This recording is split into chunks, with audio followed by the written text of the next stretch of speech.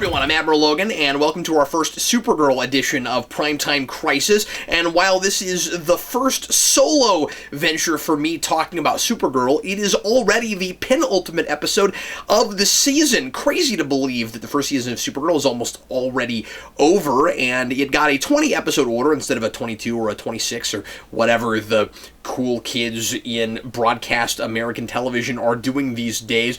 It is episode 19, Myriad, and I was surprised at first that it was called that and that we're already seeing what Myriad is and what Non's ultimate plan is that Astra was originally trying to put into place before she changed her mind, right before she very dramatically died at the hand of Alex.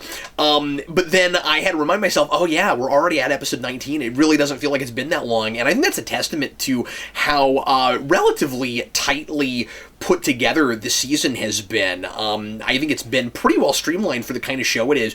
When we've had more standalone episodes, kind of filler shows, it has generally made sense. A lot of those have been pretty okay, and a lot of episodes that I feel like they could have been really filler have actually been furthering the overarching narrative, and they've been really balancing that incredibly well. I gotta say, overall, I've been really happy with the show, and I think it's probably my favorite thing of the superheroes wearing costume shows. It's definitely my favorite thing on right now as far as traditional broadcast television. So we've got the first of a big epic two-part finale for the season, and epic is the word, man. The stakes feel really high.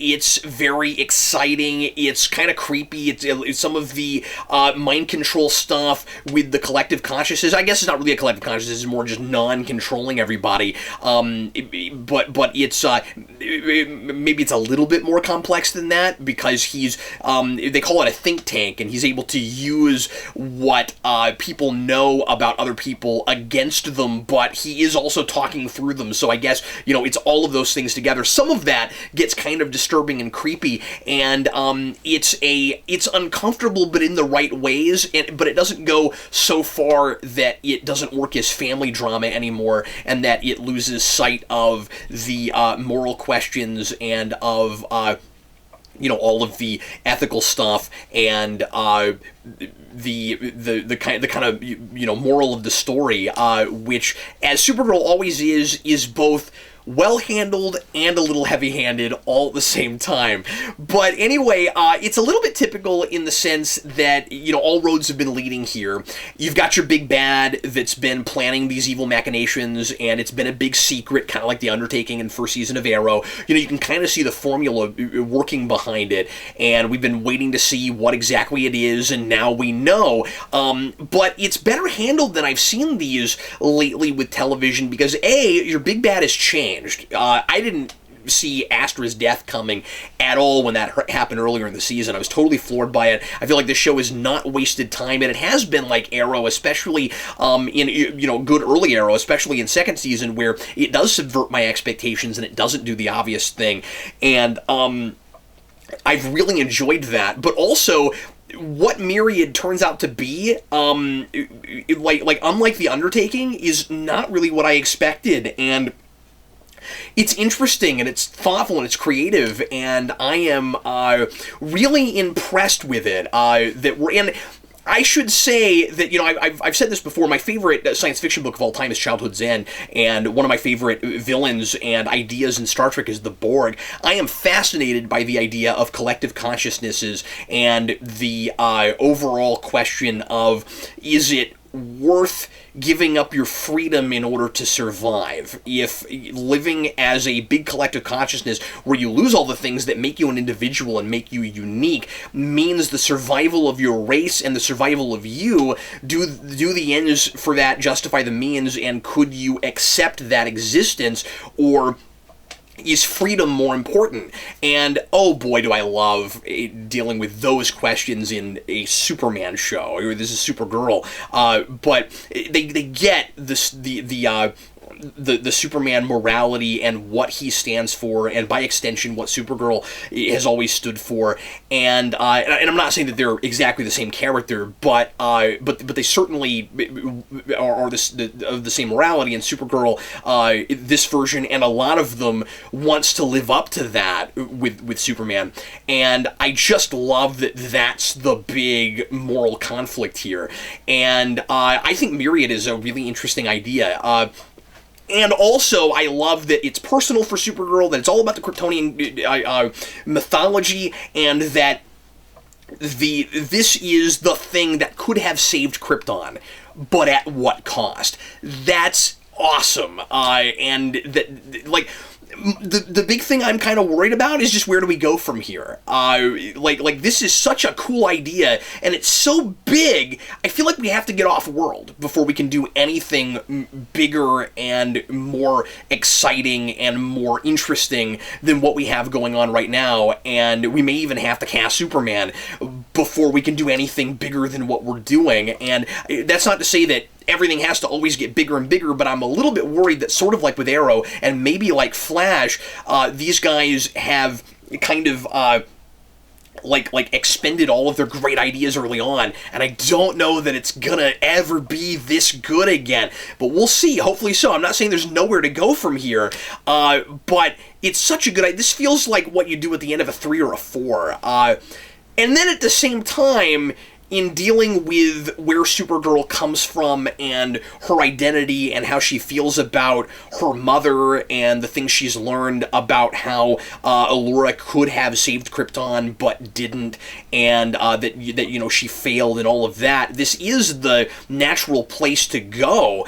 But like I said, I'm not sure that this isn't potentially going to be Wells from Flash and the Dark Archer from Arrow all over again. We're just, you know, we've kind of, and Deathstroke, you know, we've kind of done our great ideas early, but we'll see. Anyway, so we've got this this weapon that makes it possible for one person to control everyone, and just like with any despotic dictatorship, if you have the right person doing the controlling, then maybe they have everyone's best interest at heart and can, you know, use that to create peace on Earth and do you know, do what's best for everyone. Unless, of course, you, like a lot of people, think freedom is a good idea and think that everyone should get to be able to think for themselves. And so then the big question, of course, is if people aren't, is that like, is there a paradox there where can you have freedom and have the survival of the human race?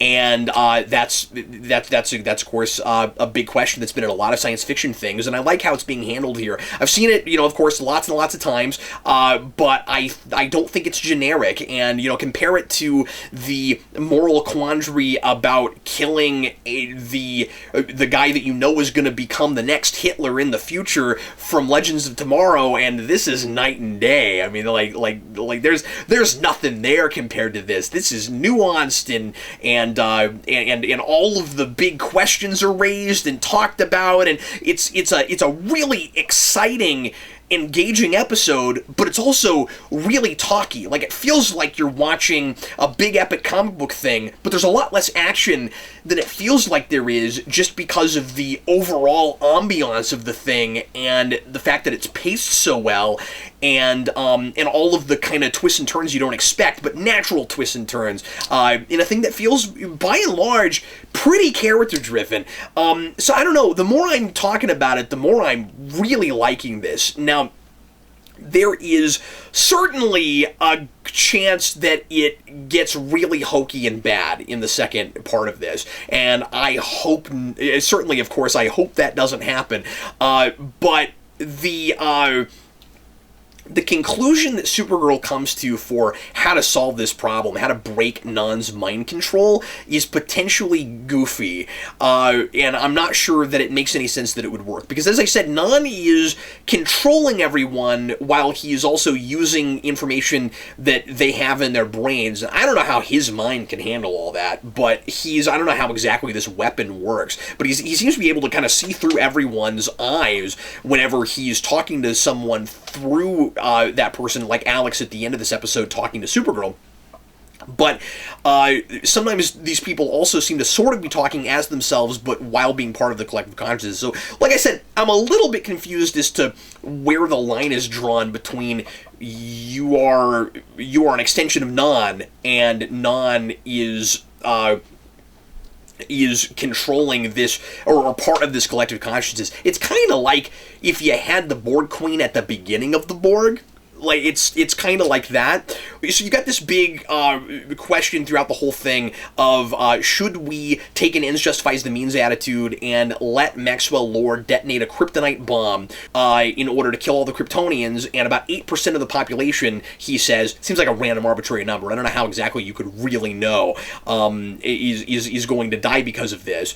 And like there's also the question of, like kryptonite poisoning. Like, I don't know where the 8% number comes from, like how you could be sure that that's the number that would be affected. Like, if it's kryptonite poisoning and that's what would kill, is it just the people that are in the closest proximity? But like, wouldn't it be kind of, maybe I'm reading too much into this, but wouldn't it be kind of like leukemia, where some people would maybe get affected by it and they wouldn't show symptoms until later, and you might even pass things down to your children? Like, I don't know where that comes from, but it doesn't matter. The point, of course, is that a lot of human beings are going to die. And at the end of the episode, Supergirl comes up with a workaround, because this show goes with the more traditional Superman morality as opposed to what Man of Steel does, and says there's always another way. We just have to find it. And Supergirl comes up with the idea to show everyone images of hope. And I don't know what that means yet, because we have a cliffhanger where we haven't seen it yet. But they're going to use traditional broadcasting as opposed to digital means that can't be traced. And I like that a lot. That, like, sometimes less is more, and sometimes the simpler ways are the best. I like it when old school technology is brought in order to solve a problem that we can't solve with current technology, because we're maybe relying a little bit too much on that technology, and the simpler thing falls under the radar because everything is digital now. That's kind of a fun little commentary. That's not a huge part of this episode, but I like a lot.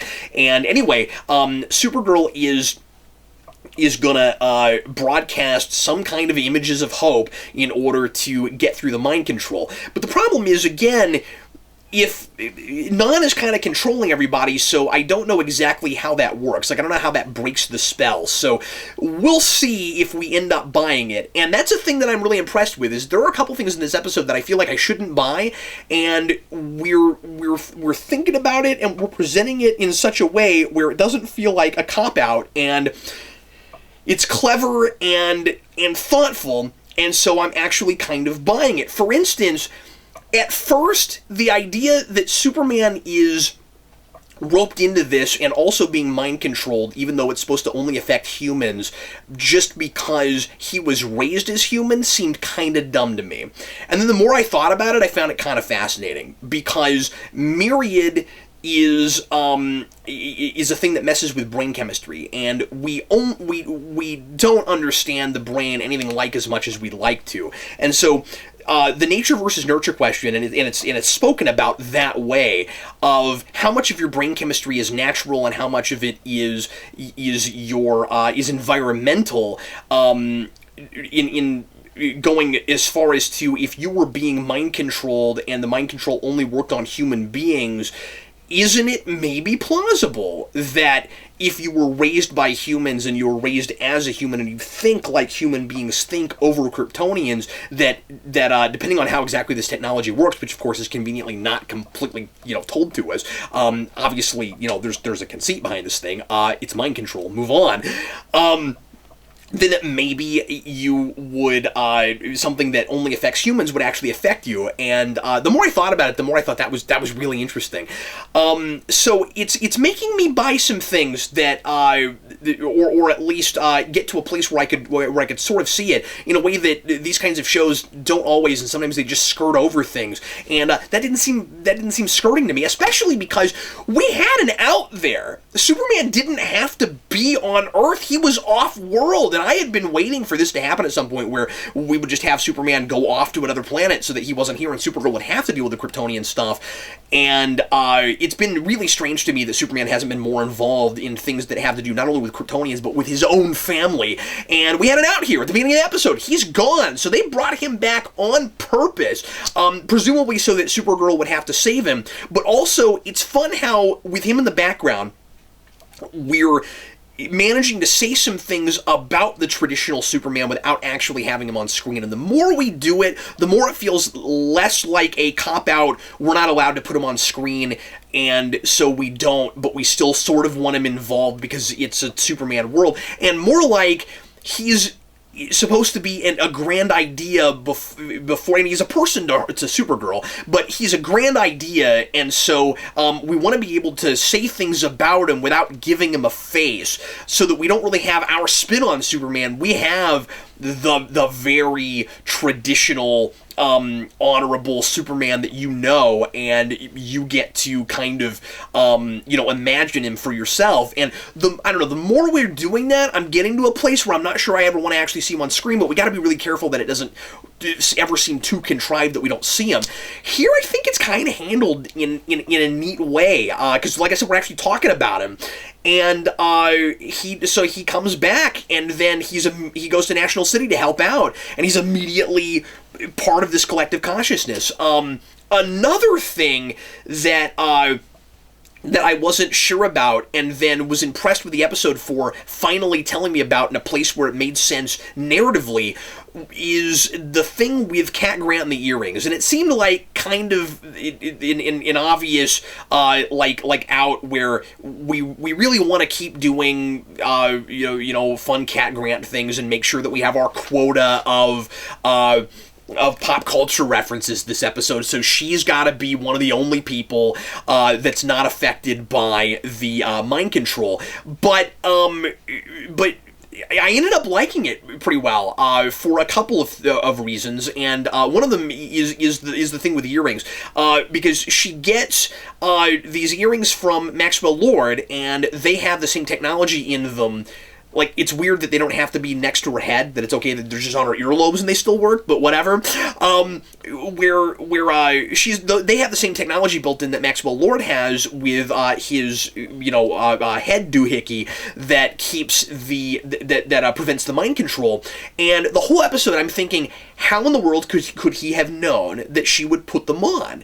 And toward the end of the episode, she asked that question. This episode is thinking. It's putting itself in the shoes of the viewer. It's not, for the most part, insulting our intelligence. There are places, and the show always has this, where characters will explain a little bit too far, where I'm like, yeah, I got that. Or we'll do a flashback in scene where it's like, nah, I've been watching the show, I remember that, I don't need you to give me that. But as far as just the basic episode plotting, the show is really is being pretty smart about making things make sense in the moment and giving you those things when it's natural. And so when he says, I wasn't sure you'd put them on, but I thought that the city needed Cat Grant, and also making it a character thing where he obviously really cares about her and wants to have a thing with her, it's a place where a relationship thing kind of worked for me, and it maybe humanizes him a little bit, especially because they're both really ruthless people, and she would be, and she's very powerful, and she would be the one person in that city that I could see him being really into and falling for. So stuff like that I really liked. I question the Oh, I gotta say this real quick, too. The other thing I really liked about her was her speech about fear at the end.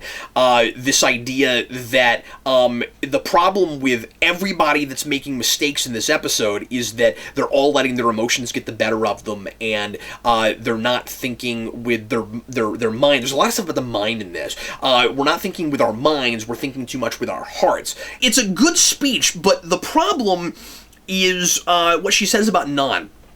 That Non is also afraid, and I don't know what exactly Non is afraid of. Is he afraid of Earth being another Krypton and blowing up, and there's nothing he can do about it, or is he afraid to not have control? What exactly is it? And I feel like this character is a little bit too all over the place right now. I don't have a real great read on him. I feel like he's supposed to be this really conflicted character who wants two things that are kind of clashing. He wants control, but he also wants to save people, and he wants to be noble. He wants to do the right thing, but he also likes power, and those two things are at odds.